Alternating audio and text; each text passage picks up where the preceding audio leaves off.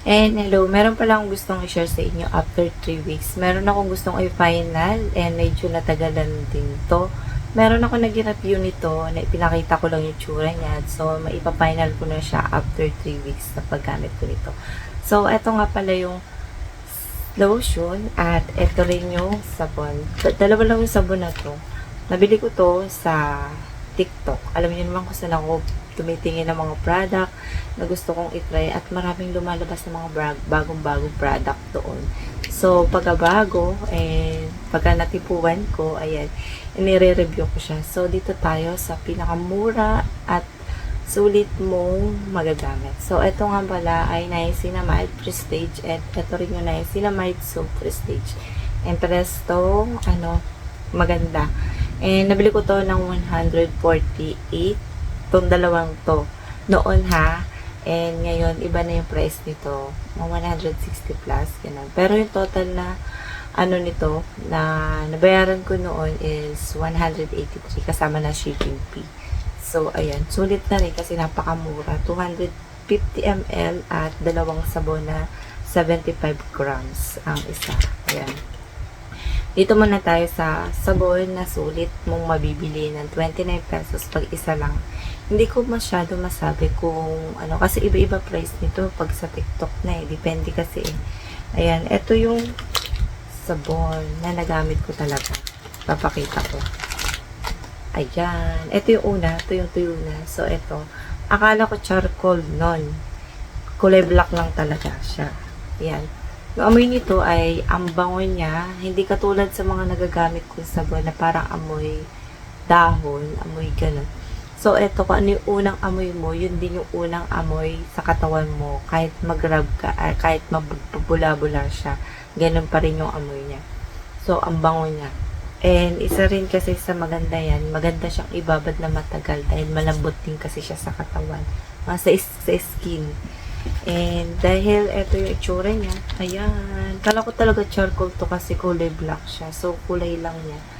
Pink and black. Pink black. Ayan. Prestige siya na international. Niacinamide whitening soap with 10 times whitening effect. Totoo yung 10 times whitening effect niya dahil mabilis siya makaputi. So, maputi na ako. Magtatanong, maputi ka na. So, sa part ko ay yung face ko ay maputi. Pero, tignan nyo. Hindi naman ako sobrang kaputi. Kung ano lang yung natatakpan, ayan, maputi siya. Yan yung mga kulay ko. So, dito kasi, sa labas, pag nalalabas ako, naaarawan din siya. So, etong sabon na to, halos katatapos ko lang din. Siguro 2 days ko na hindi siya nagagamit. Ayan, gusto ko na siya bigyan ng final. So, siya, mahapdi ba sa face? And nagbalat ba? Yes, nagbalat, pero hindi siya nagkate or kaya mahapdi sa face, lalo na sa katawan. Ibabad mo siya na matagal dahil pwede naman siya ibabad na matagal. Di katulad ng ibang sabon, medyo matapang. Kaya, huwag mo siya ibabad. Kaya, 1 minute lang, 2 minutes lang. Pero ito, depende sa'yo kung gusto mo matagalan ng babad. Sa face naman, para sa akin ay seconds lang. Hindi mo siya pwedeng ibabad. Pero, pwede mo rin siya ibabad to. Ito sa face. Pero, wag naman sobrang katagalan. And, ayun.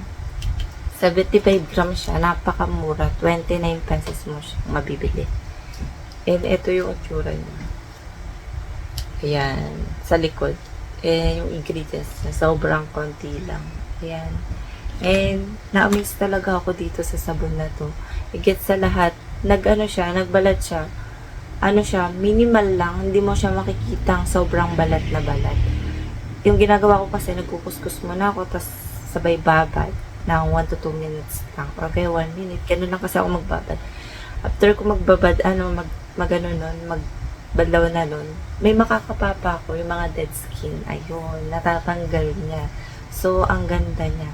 So, pagtapos nun, ito yung ginagamit ko na Niacinamide lotion. Pinartneran ko talaga siya. Naghanap ako ng lotion na ipapartner ko. Mas nauna ata tong lumabas na sabon bago to.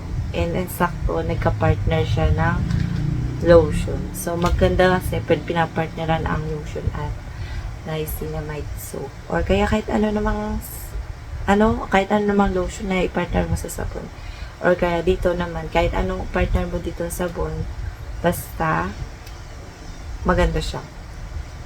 Nakalagay dito ay niacinamide for skin whitening and moisturizing. And maganda to, super ganda nito. And super moisturize siya sa skin. Ayan. And nakalagay dito yung mga key ingredients niya. Ayan. Niacinamide, hyaluronic acid, snail extract, Centella asiatica, papaya extract, and Omicare X nakalagay dyan.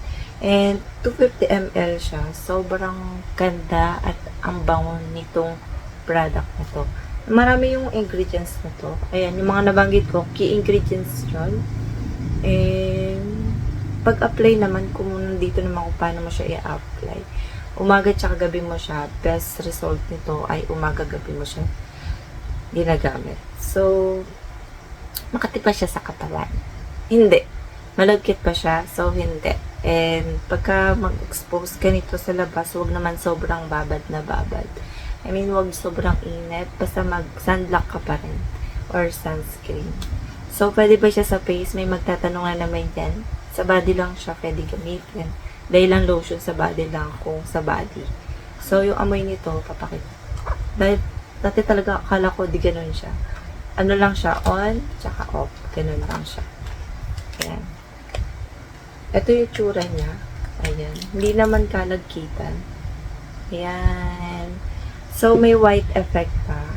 So, wala. Ano lang siya, normal lang siya. Yung parang instant whitening mo lang siya. So, ayan siya. Mabilis siya ma-absorb sa katawan. Malagkit ba siya sa labas? So, hindi po siya malagkit sa labas. Ayan siya. Malagkit ba siya? Kahit damihan mo, hindi siya malagkit. Bango nito kasi napaka-sosyalin ng amoy niya. Ano siya, parang amoy lavender na amoy powdery na amoy pabango. Basta iba yung amoy niya, hindi siya sobrang tapang pero ang sarap niyang amoy, hindi amoy fresh siya. So, ayun. Tsaka malambot din siya sa sa skin. Ayan. Pagkatayo, alam mo yung magiging malambot. O ayan, dito, tsaka dyan. Ayan, sobrang lambot niya. Tsaka malambot siya sa sa kamay. Pwede siyang pang halimbawa, tapos mo maglaba.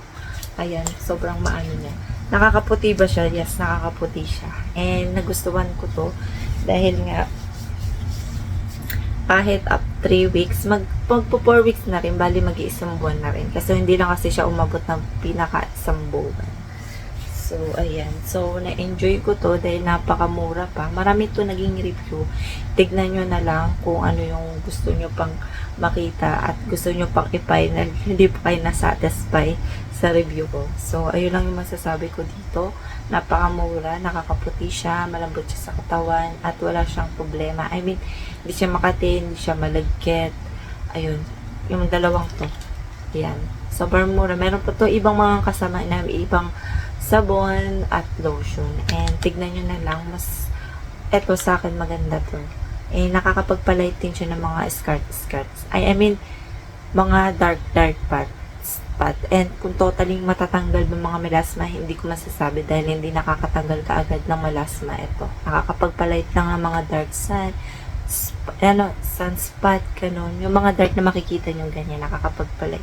Basta hindi kayo nagpapainit or kaya sa sunscreen kayo dapat pag lumalabas or sunblock para ma-maintain nyo yung kung ano yung gusto nyo makita sa isang product. So, ayun lang yung masasabi ko and see you next vlog.